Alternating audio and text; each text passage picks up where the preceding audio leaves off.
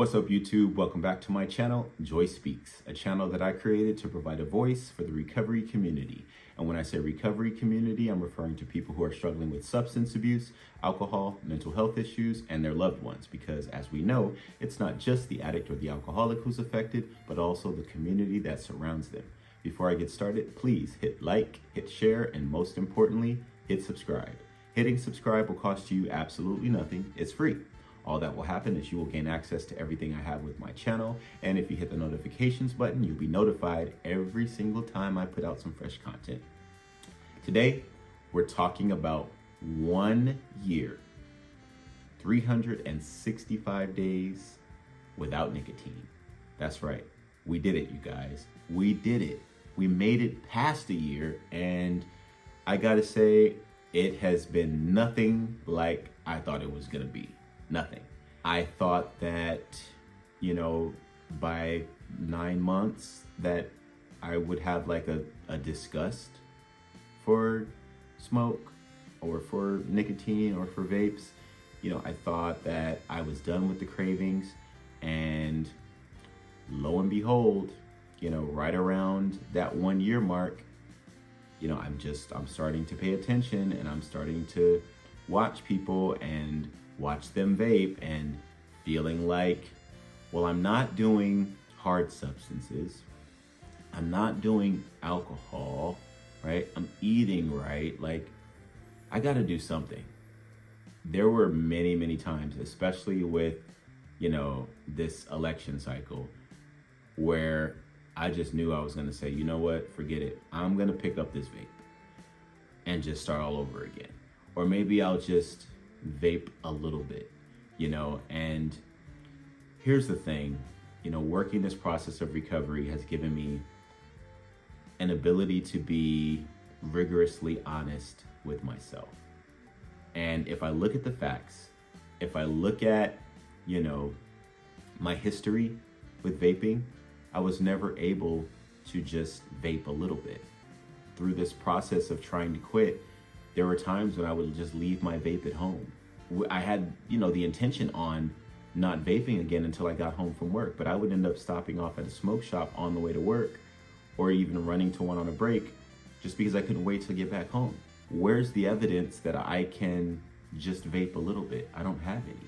I had to decide for myself, am I going to believe, the lie, which is I'm gonna somehow do something that I was never able to do successfully, or am I going to just ride the, craving out? And so that's what I've been doing. I've just been riding the cravings out. I've been journaling a lot. I've been consistent, and I mean very consistent with my exercise routine. Because for a while, I feel like I plateaued as far as my diet and exercise goes, but I think that the removal of the nicotine and the vaping has given me more stamina, which has allowed me to kind of push myself harder, and not necessarily pushing heavier weight, but just longer workouts, extending my cardio time, and a lot of days doing cardio in the morning and then doing cardio again at night. I've been able to, lean out even more. In 2023, I was at like 212 or 13 pounds. And today I just weighed myself and I'm at 176, which is a lot of weight, Now, granted, that's not all because I stopped vaping. It's majority because of the changes that I've made to my diet. But I do think that I've been able to remain consistent in my diet and remain consistent in my exercise because I've been able to quit vaping. I don't know if I will ever, not have a little bit of curiosity around smoke, because I remember being like, this is bad. I remember being like, I don't know, 9 or 10 years old and trying to like roll up grass, like not code word grass, like actual grass, like on the lawn, and notebook paper. And I would roll that up. I just have always been under the impression that smoking was cool. And yes, I am fully aware of the health ramifications of smoking, fully aware. However, there's a weird disconnect in my mind, and maybe because I identify as an addict or an alcoholic, but the things that we are not necessarily supposed to have, the things that don't necessarily do us good, are sometimes the things that I crave for.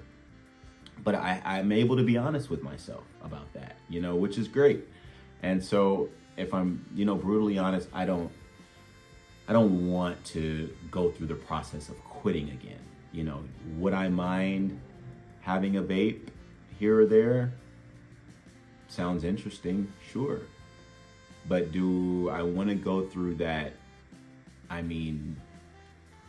just head to toe discomfort of trying to quit again? I don't. I try to keep that discomfort of the early days of trying to quit at the surface of my mind, so that I can remind myself, of the consequences if I choose to vape again. But yeah, it's been a year. I can say that there are still times when I am coughing up a little bit of, I guess it'd be phlegm. And I usually have, like, before I quit vaping, I had a very dry cough, like, in general. But these days, there's still stuff coming up, and maybe that is just from the years and years and years of smoking. I would just have to assume so, at least. So that's happening. I don't have any of the headaches that I had in the earlier stages of me trying to quit.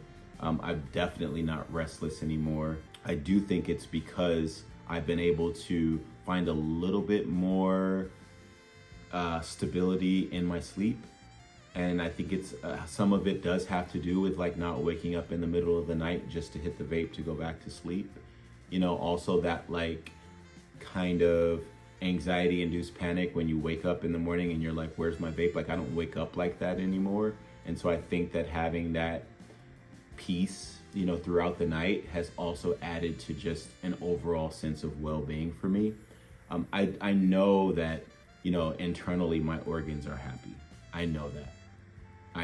And honestly, just not, vaping or smoking for a year is not going to undo, I don't even know how many years of, continued use. So I'm going to try my best. I also realized too that I have this kind of character flaw of trying to do things perfectly. And I think some of it kind of stems from trying to, not do over, but just trying to make up for, all of the time and energy spent, invested, and wasted, in my active addiction. So now I try to do everything perfectly, and it puts a lot of pressure on myself. And a lot of times that pressure is unnecessary. The one thing I know I have to do perfectly though is, like, stay sober. Like, that for me is a non-negotiable.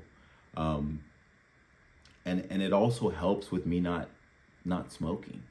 For me, like, when I had a drink, I would always have a cigarette. Always. And then every time I would have a drink and also have a cigarette, I would also have something else. So for me, it was never just, one isolated thing. It was always a drink, a cigarette, a this, a that, and so I do think that just being able to stay sober has also, kind of relieved me of this, like, need to connect those unhealthy dots of, alcohol and nicotine. Part of it is pride. There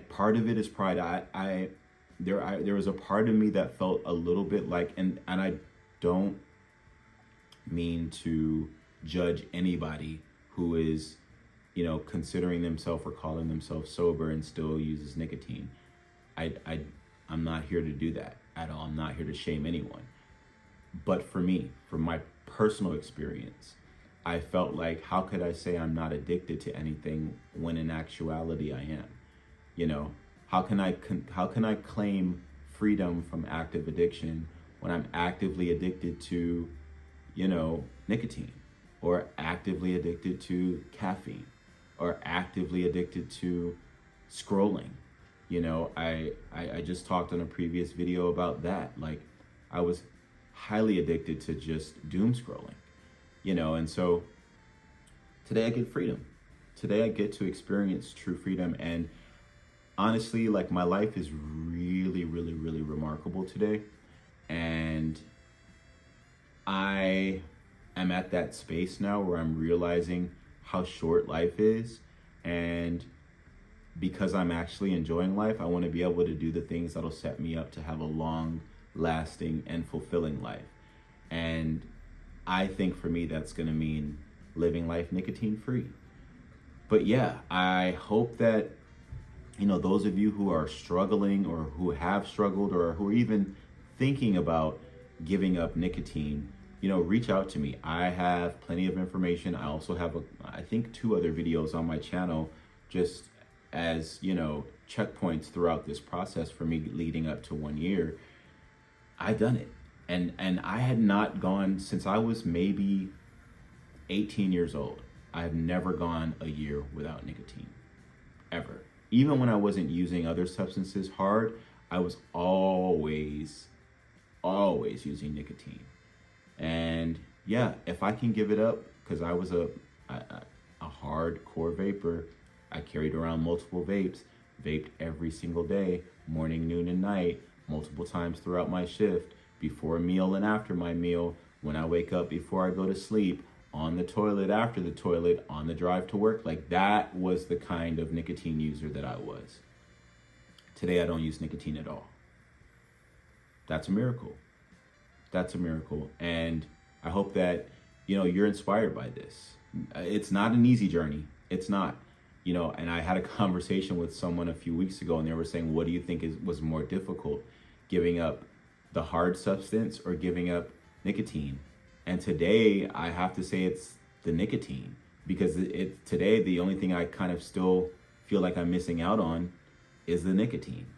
It is popularized, it is socialized, it's romanticized, it's it's what the cool kids do, but the cool kids will also die if they do that too much.